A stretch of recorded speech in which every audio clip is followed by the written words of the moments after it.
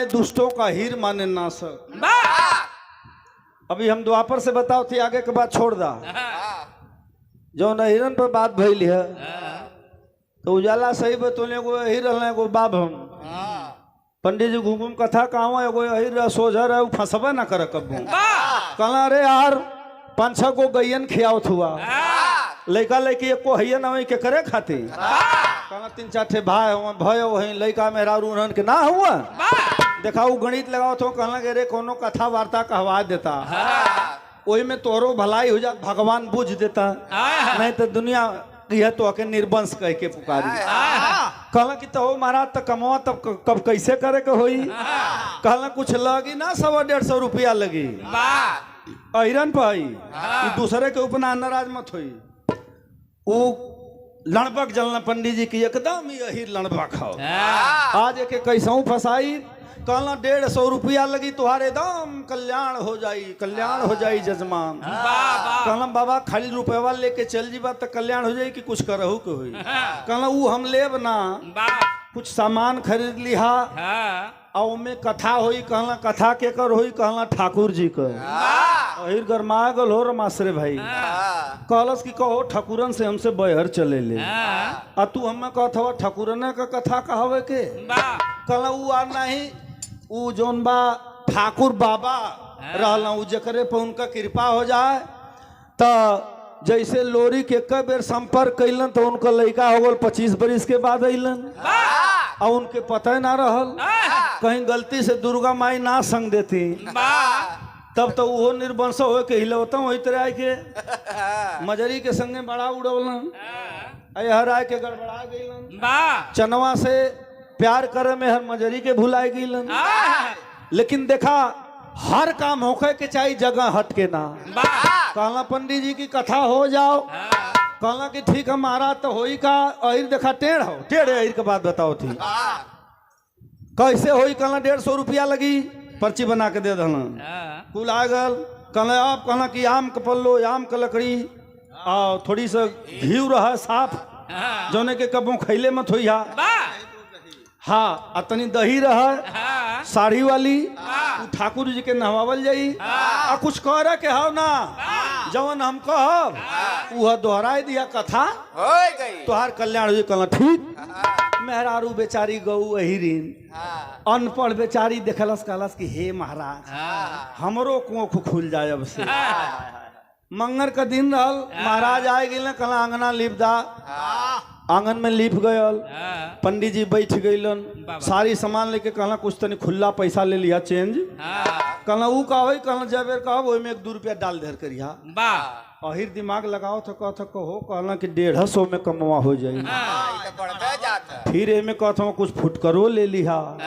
तो कहला एकरे बाद जब कथवा हो जी तो पंडित जी के कुछ अपने मन से दान दे दिया। कथवा मर्दवा लगा था तू ठगत हुआ। कहला नहीं यादव जी सवेरे आ गए बैठ गए लोग पंडित जी के कमरा बिछा गल अहिर बैठौलस बोरा जौन बा नीचे बिछा के बैठल अहिरनियों बगल में बैठल हाथ जोड़ ले लो पैंतिया जौन बनावल जले पहिरा दहला दोनों प्राणी के। कहला महाराज कथवा कब हो। कहला कथा शुरू है।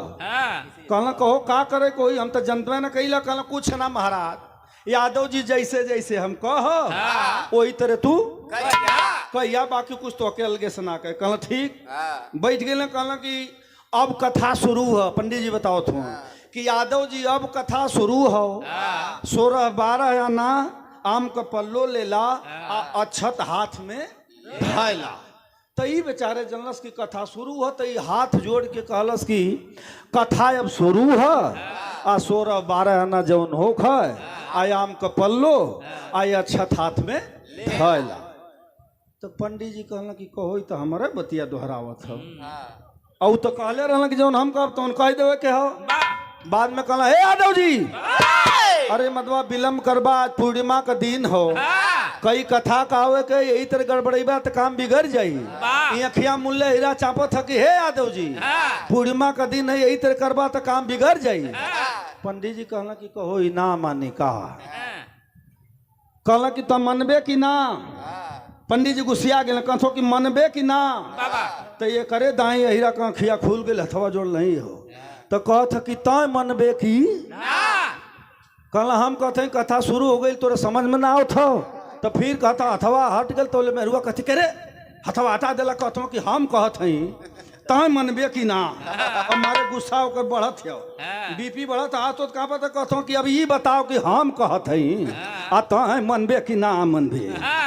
बस पंडित जी मारे गुस्सा में जाय को हीरे के मुँहे पर बारल तड़ाक दो एक चाटा जब बनल तो कहला कि अरे साला यह पहला अध्याय है कहाँ बस तड़ाक दे जोन बा हाथ छोड़ के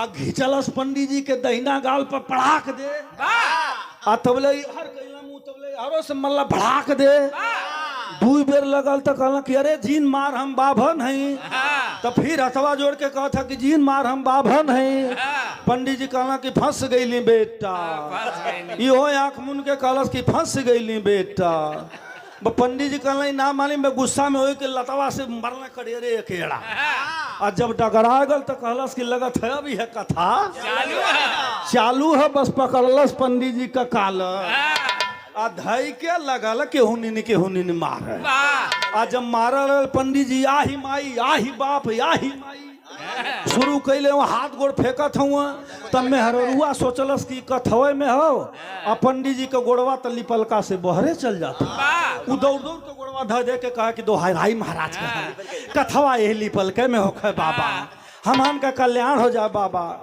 बाबा का पीठ के बिना सुनास फोड़ दहलस और मेहरारू अपन धाई धाई के बाबा के घुमावत है हर हाथ करने तो धै के कहा बाबा कथा लिपल के में होखा तो ले हर गोड़ फेंका तो ले धके कहा दोहाई महाराज का कथवा लिपल के में होखा हे बाबा हमन बड़ा दिन से निर्बंस हैं। अब पंडित जी अब ताका लगल केवाड़ी और कहला इधर सरवा जान ले ले यही आ धर दे केवाड़ी खोलना चलल है भाग आ पीछे पीछे लहला तरिया कहलस कि इहो कथवे में लगत हो लहला तरिया उखिर हरी पंडित जी लगल भागल लगल यही खेद बहुत दूर ले खेदला गाँव वाला तमाशा देखत हुआ कहला ई काहे फलाना भैया रुका रुका कहला रुकार कथा बिगड़ जाई चपलस भागला पंडित जी घर धैले पतो दू तीन ठेरानी जाइले कथी हाय माई बाबूजी का नाक फूट गई बाबूजी का मुंह फूट गए तो ले कहतो के जा समझ से जल्दी लियो सो कहला का भल हो बाबूजी कहला कथा कथा ई कथा हो तो ले हीरा कुछ देर के बाद में अपन निकल लल घर कल है ना लंबा हमसे थोड़ो बतौले रहो कहला कि 150 रुपया लगी हो जाइए उखिर अरे हम थोड़ो जल्ले रहिए कि में कथा होले उलवट के गल हिरनिया जानल कि पंडित जी ओ दिनवा कहले रहला कि कथवा के बाद कुछ ही लोग के दान दक्षिणा देहल जाला सीधा जब रह बचल भैया 10-20 रुपया लेके एगो गठरी बनल धय के धीरे धीरे धीरे बाबा के दुआरे पहुंच गई पूरा पंडितान जुटल बा पंडित जी के हवा चलत बा हरदी जोन बा पियाज उज छोपात बा केहू कहता तनी घी पियादा दर्दिया कम हो जाई मेहरारू के कथी की करे दो गलवा कौन हिर रहल रे ओके ना समझ में आला कि बीरधाय आदमी का ई हम दशा कह देली है उठे दांत रहल तनी आगे निमनी हो फोड़ दहलस आवेला तब हम उनन का दवाई करीला कथा कहे मत जइहा तबले हिरनिया टिकुरल बेचारी लेले कपारे पर जात है और जब एक जने कहला कि कहो हाउ वही का मेहरारूआ आवत है का तो ले बाबा कहता घर में हमें खटिया घर में कहला कथवा तो कही दिले बचल खुचल जौन यही रिन्यू हमार पूरा कह दी तो यही ऐसा जात हूँ अब ढेर न बताई बिरहो गावे के है लोग बैठल बा